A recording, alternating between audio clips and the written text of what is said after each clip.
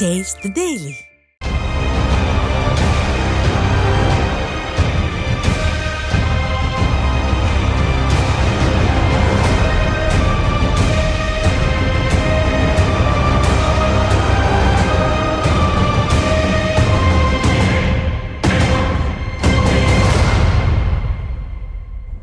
உலக நாடுகளே பாராட்டும் அளவிற்கு வெள்ள பாதிப்பின் போது நடவடிக்கை எடுத்தது அம்மாவின் அரசு என முன்னாள் அமைச்சர் சி.வி. சண்முகம் பெருமிதம் தெரிவித்தார். விழுப்புரத்தில் அதிமுக சார்பில் பெஞ்சல் புயலால் பாதிக்கப்பட்ட மக்களுக்கு உரிய நிவாரணம் வழங்க கோரி மாபெரும் கண்டன ஆர்ப்பாட்டம் நடைபெற்றது.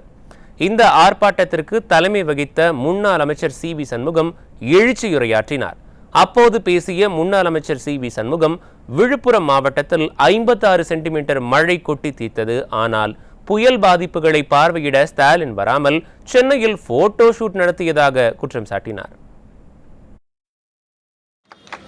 விழுப்புரத்தில் பாதிக்கப்பட்டிருக்கிற அனைத்து மக்களுக்கும் 6000 கொடுக்கணும்.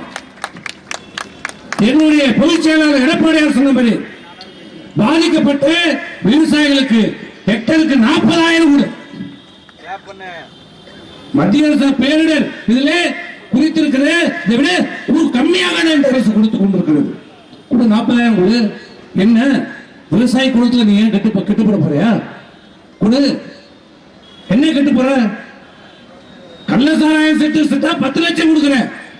ஆனா விவசாயிக்கு மட்டும் கொடுக்கிறதுக்கு இந்த அரசுக்கு மனம் இல்லை, எண்ணம் இல்லை.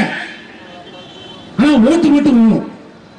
விவசாயிகளுடைய ஓட்டு மட்டும் வேணும்.